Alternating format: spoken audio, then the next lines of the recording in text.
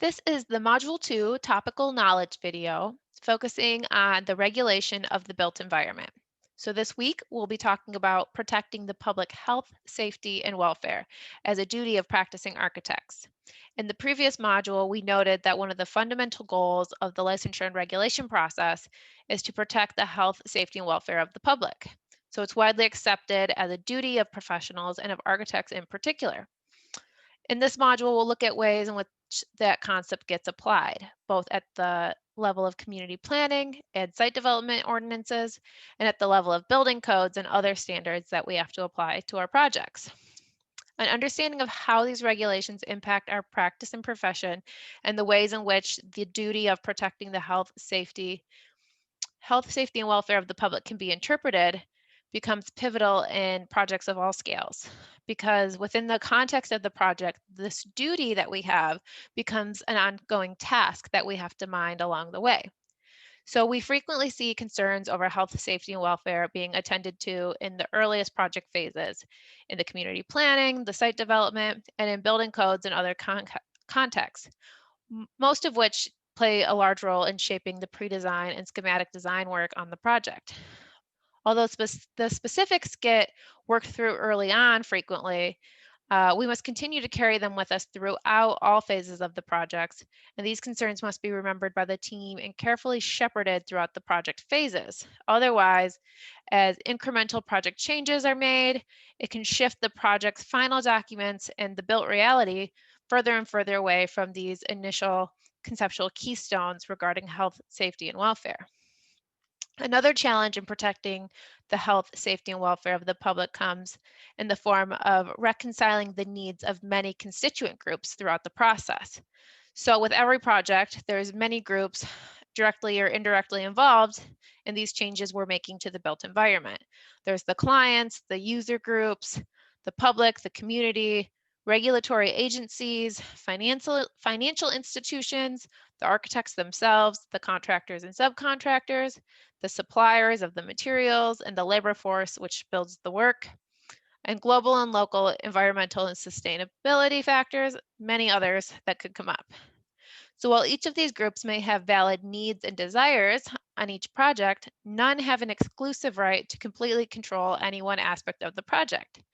Depending on the types of project you're working on, the client itself might be made up of a number of different constituents who have competing needs and values.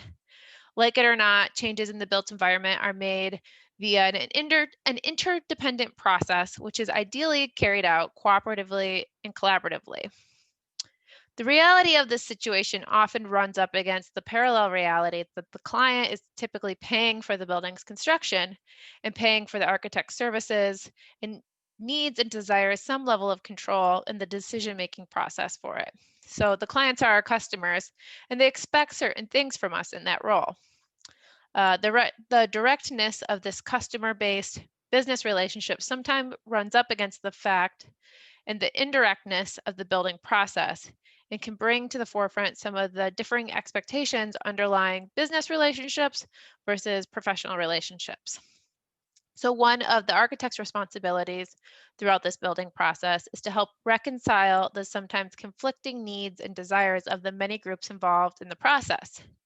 However, the scope of our role regarding this can vary so widely from situation to situation, project to project, so it can be challenging to define what exactly the extent of this is our responsibility. However, central to addressing this responsibility in any situation is the architect's ability to clearly and persuasively explain to all of the different parties involved the interdependencies of the larger context of which the building process is a subset.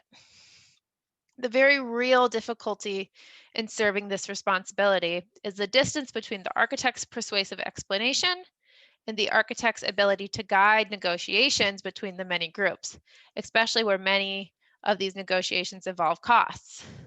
So frequently, important moments of professional judgment or applied reasoning and judgment skills that we employ along with our professional knowledge specifics occur early in the process as the architect evaluates the situation at many different levels and from the many different perspectives.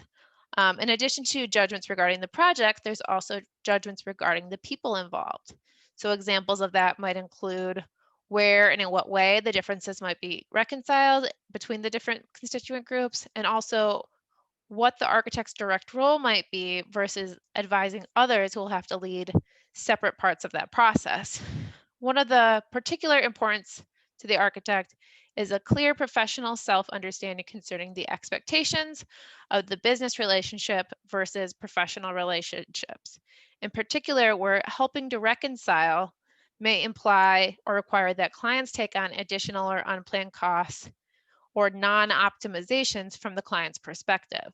So we're facing this challenging role where as the client, as our customer, wants us to act in their best interest financially, but at a professional level, we hold larger responsibilities to the health, safety, and welfare of the public and to other parties involved that sometimes contradict that need for us to act in a certain interest of the client, um, because it's competing with our other responsibilities to the project.